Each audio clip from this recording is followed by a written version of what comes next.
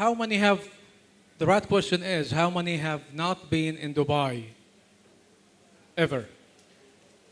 Because if I ask how many have been in Dubai, I'm sure all hands will rise. Anybody has not been in Dubai? 3 hands, 4 hands, 5. Okay, maybe you ought to visit there, and the reason I'm saying this is because there's a lot of common culture between the Middle East and India, and that goes back to the old days of the spice and the grains trade and the timber times and the gold trading throughout the Arabian Peninsula. And what I was coming into, there is one of the guys who have not been into India, has not been into Dubai, has visited a clinic. He visited his son in Dubai, who has been there for some time. He visited a clinic, and as he sits around the waiting area in the clinic, the tea boy goes around and he offers something to drink. Does anybody of you knows what is the sada chai, what they call it in Dubai, which is plain tea, plain red tea? What's the dub name for that in Dubai? Sada chai, red tea. Anybody knows the word Soleimani? Soleimani. Not familiar? The name of it in Dubai, Soleimani. If you tell somebody, I like Soleimani, he'll bring you plain red tea. So this guy sits in the waiting hall, and the tea boy has served everybody else, so he comes out of normal gesture and he said, Sir Soleimani? He says, no, I'm Mr. Tadani. So for those of you who have not been into Dubai, it's really worth you a while to make a visit. You will feel like home. And here we are in the great India, and I wanted to break out my presentation with such a beautiful panorama here, and that is showing a message that India is unfolding to the world. India, in terms of economic growth, you can say it's a 25-year-old country in terms of growth and in terms of development. And it is amazingly that it has shifted from the slum community into the high-risings and one of the fastest growing economy in the world as per the latest World Bank's report. And also being the second largest importer of metals after China. And rather being now a $2 billion economy, we see that it's going to be in the next 10 years a $10 billion economy. And that is not just a wish. China has been there where they started off at $2 billion economy and they made it to a $10 billion economy, what they are right now. And China don't have the resources and the propelling factor, neither the signals that India is now enjoying. Now, if we see in the 25 years from 1991 to right now, that's a span of 25 years wherein the Indian rupee has depreciated by 3 times. And also, the foreign exchange reserves has tripled by 300 times. I mean, can somebody imagine a 12% growth in the foreign exchange reserve? That is really quite remarkable. And the depreciation of the rupee in 3 times has made it really opening up to the world, because when your currency is depreciated, your exports go out quite competitively. So India trades with the rest of the world. And in terms of their exports, $264 billion worth of exports that has been shipped out by Indian products. Now, that goes basically into different parts of the world. 50% of it goes into Asian countries, where a lot of FTAs are boosting the trade. About 18.7% goes into North America and European region. At about 9.7% goes into Africa, and a lot of it goes through Middle East. And with that, there's a lot of growth within the country. That is boosted basically in the reduction of oil prices that have put India in the last year in about $150 billion worth of trade surplus rather than deficit. Now, the growth is not only in terms of constructions or in terms of infrastructure, it is across the board throughout. And amazingly, I'll throw only a few numbers out there. When you see the GDP is 7.5, whereas China last year was only 6.9. So that is something quite amazing to become the second largest economy in the world in terms of growth. Now, having seen the growth in telecommunication and in the facilitation of the services as well, back in 1998, India could only have 1 million mobile phones across the country. Today, India is having 800 million cell phones. So practically, everybody is holding a phone. And that is an immense growth, which is really worth considering. When you see that 140 million Indian population have been alleviated into the medium class, and that is only in the last 3 years. 140 moved from the lower class to the middle class economy. That's a lot of quite uprising. If you also see that only in the past 12 months, 180 million accounts, banks accounts were opened up. Only in the past 12 months. Isn't something really consider thinking about? Now, with the growth we have seen in the construction, there is a lot of potential growth in the aluminum sector in particular, which relates to the power and construction, automotive, and the major 60% of it goes for the local consumption, and we have 5 million tons of aluminum that is being consumed in 2015. And that growth is going forward to become 10 million tons by the year 2020. Now, if we talk about urbanization, we talk about the increasing of foreign direct investments, we talk about the globalization, it's all propelling factors for the demand in the aluminum industry. However,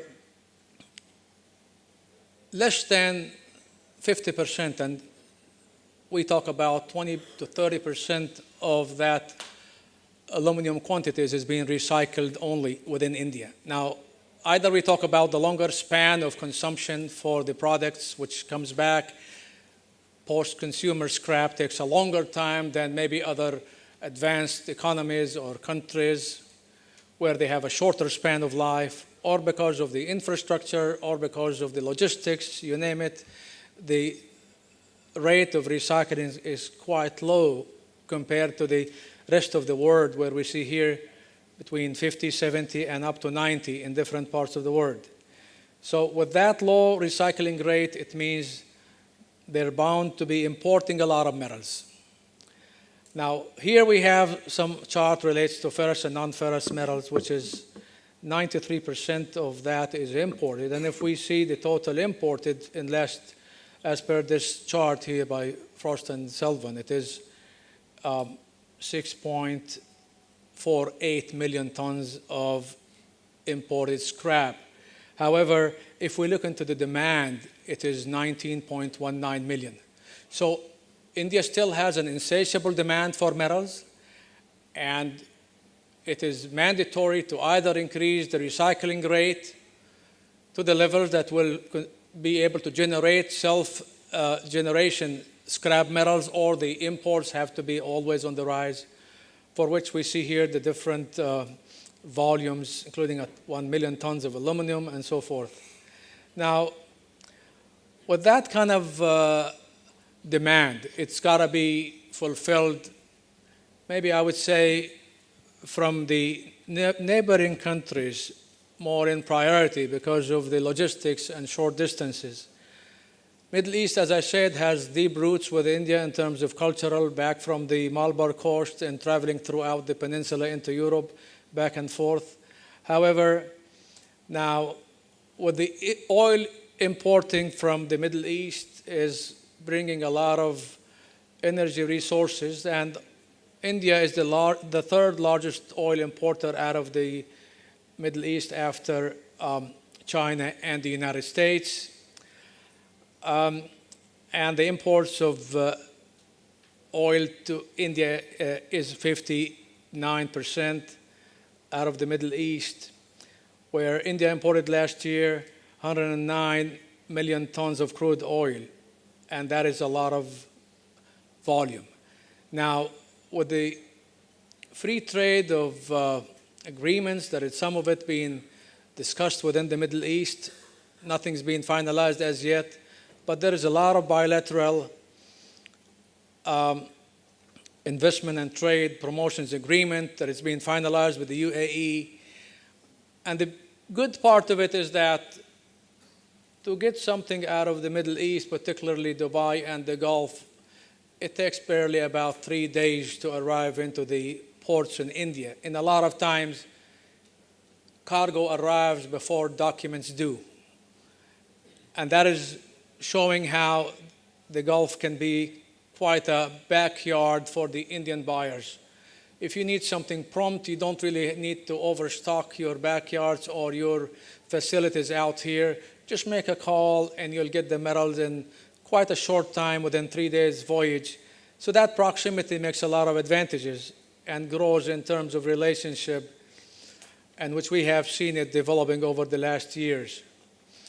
Now, of course, the trade has been on the rise here because the Middle East is basically, with a lot of low energy cost, it has developed a lot of primary aluminum smelters. And that cost maybe is unbeatable worldwide in terms of cost of production per energy. And that has raised a lot of downstream industry down the line, where post-production scrap is, perhaps in terms of available extrusions, forms about 60% of the scrap generated out of the Middle East. 40% is about post-consumer scrap. And that made the GCC is quite a hub for the metal sourcing. So with India stepping into the aluminum scrap recycling pursuit, that is something that leaves as well a lot of abundant resources of materials, whether it is in extrusions or whether it's related to different commodities like auto cast or copper or all different grades of non-ferrous.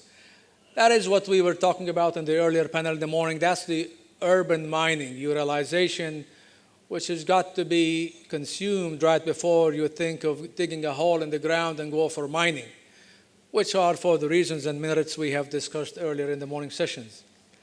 So with that kind of availability above ground mines, I believe that leaves a lot of abundant material available with the growth in the Middle East in terms of construction boom that it's been for the past 3 decades.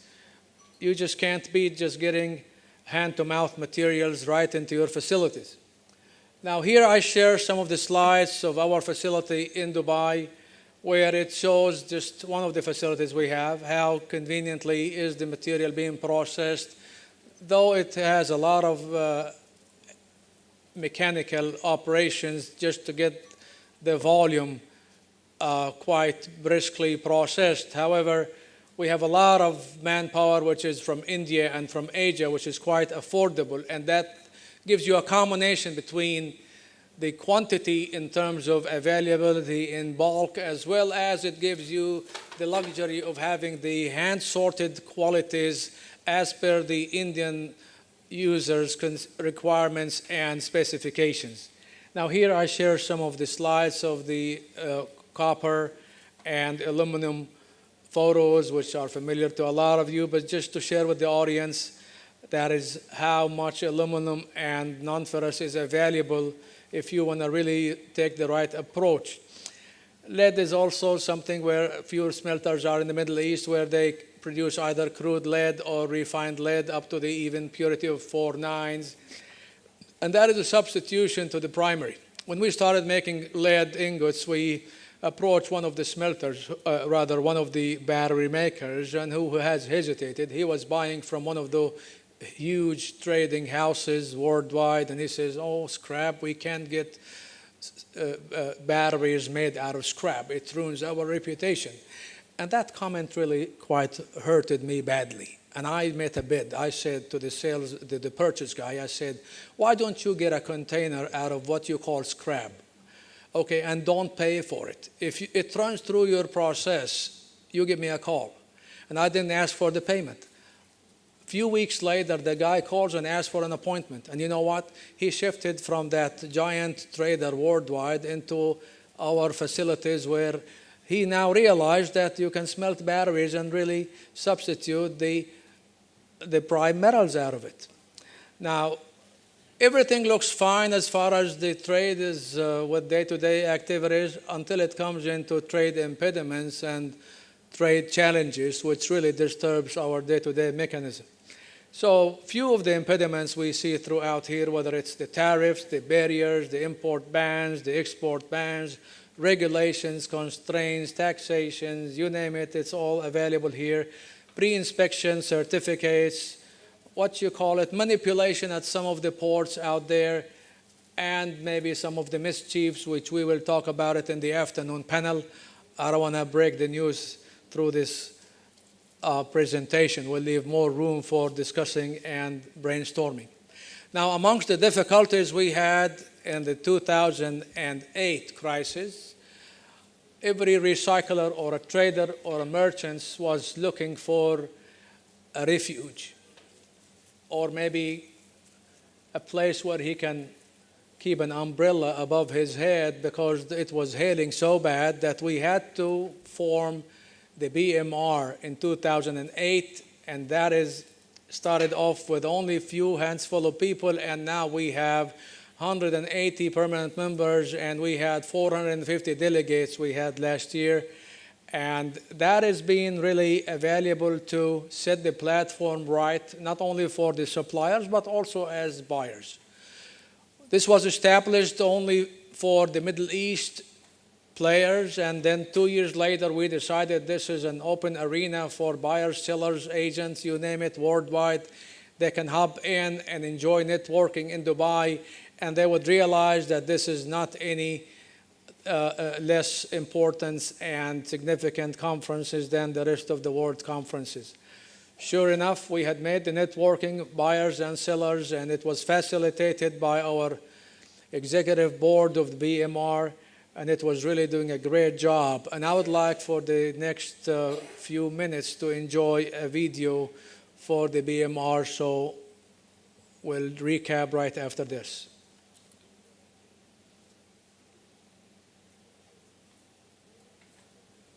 If we can dim the lights a little bit. Sound, become a please. Scarce commodity, and green environment has become inevitable.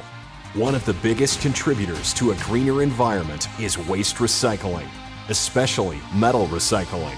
The world population is growing. Our environment is constantly changing. Global warming has become an undisputed fact about our current livelihoods, and our planet is poised at the brink of a severe environmental crisis. Energy saving is important if we're to reduce the future effects of global warming due to air and water pollution. Environmental conservation and sustainable development are attempts to recognize recycling as being integral to any strategic approach as a way to overcome these challenges. The Middle East is building an international hub for everything green, from solar power to improving air and water quality, with a focus on environmental sustainability. The Middle East being one of the major regions of the world in generating and exporting recycling material. The vision of uniting all players of the recycling business under one platform arose due to the void on an international level. It has called for the formation of a Bureau of Recycling in the region, with a strong belief consolidation and teamwork are the only ways to face future challenges and overcome the industry's challenges, economic and financial global hardships. BMR, Bureau of Middle East Recycling, was founded in 2009. A non-profit, non-political, and non-religious platform gives voice to suppliers, traders, and consumers in the Middle East recycling industry, enhancing opportunities. BMR is a key resource for scrap metals recycling, working tirelessly to bring excellence to everyday efforts and to bring a clean, green image to the Middle East environment.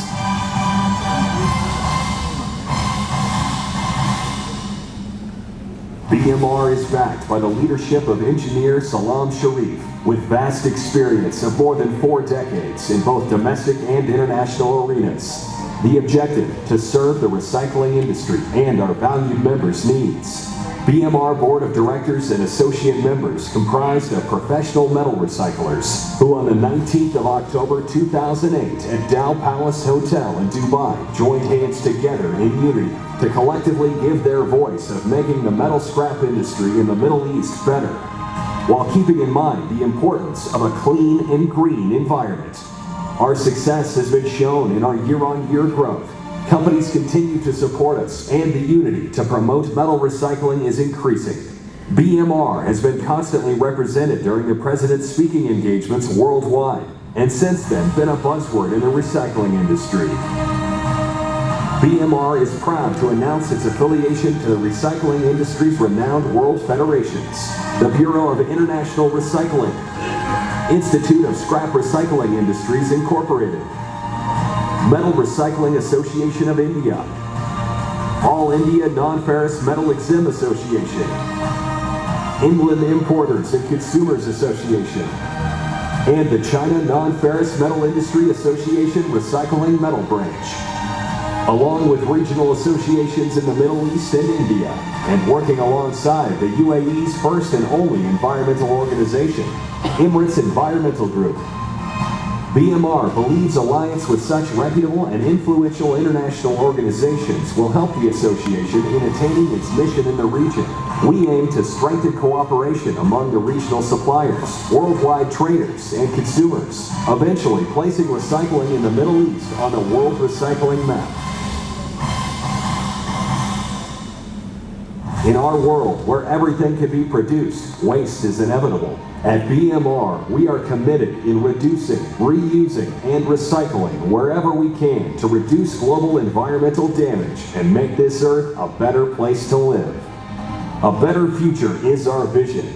Take a little effort for a big difference to our world. Join us and let's commit to a better future together.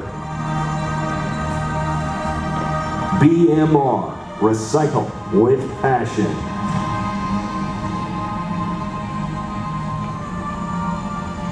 BMR has a corporate responsibility and a social responsibility towards the economy, society, and even goes down to as far as a household is concerned.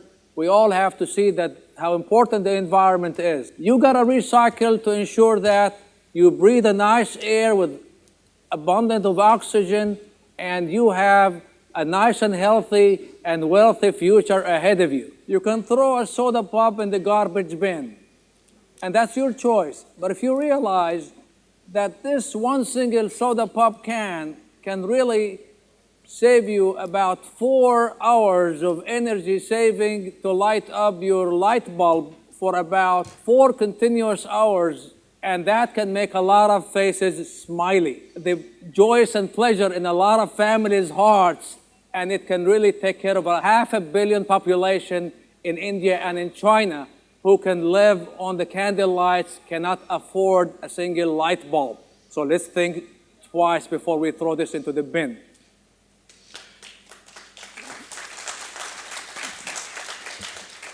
A round of applause goes to the executive committee and board members of BMR. May I ask the board members of BMR to rise, please, and you be proud of what you do, because I cannot lead without your support. I would also like the ambassadors of BMR to please stand up. We also have ambassadors whom we are proudly appointing. All of you know the familiar faces and the solid people in the background here who are representing the association. We're not doing cosmetics work here, neither any bureaucratic. It's all hardcore business. The people who have business background 30, 40 years and even more, they are the ones who represent this industry. So as we go along here, we work close ties and we work together to get things done. And we do it with passion. This is a nonprofit organization. We don't look for money. We want to get the service done.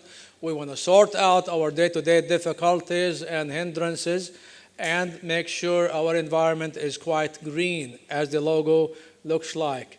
So we have the mission, as well as we work under the umbrella of BIR, because I'm also carrying a hat of BIR, which is having about 850 permanent members and have a couple of conferences a year in one of the prime locations worldwide, and it has about 32 national associations. And what we do is work together with them for a free and fair trade of environment, and that is basically, as we see here, between BIR, ISRI, and UNMA, and MRI and ICA. We had our MOUs, and we have a lot to work on in terms of common contracts and troubleshootings, which we will take more of the agenda throughout the next 2 days while we're here. So that means business, and we are here to facilitate your day-to-day business, and we all look forward to see all of you here in this hall and your fellow members or associates into the 6th BMR conference taking place in Dubai on the 4th and 5th of March. So let's look forward to seeing you all. Anybody who does not think of joining that BMR next year, okay, I'll take it as a notion. Thank you very much. And we appreciate giving me this opportunity to represent our association. I have forgot one slide about BIR. My duty is to also promote the next Amsterdam BIR, which is between the 23rd, 24th, 5th of October. Again, that is a bigger network and floor for all of you who like to have your international networking. And that last slide, a beautiful panorama of Burj Al Arab, where you'll be taking a nice picture with a lot of containers back with you. You can make out your all expenses in just visiting one of the scrap facilities. You all enjoy the rest of your program for the day, and we'll look forward to seeing you once again shortly. Thank you very much.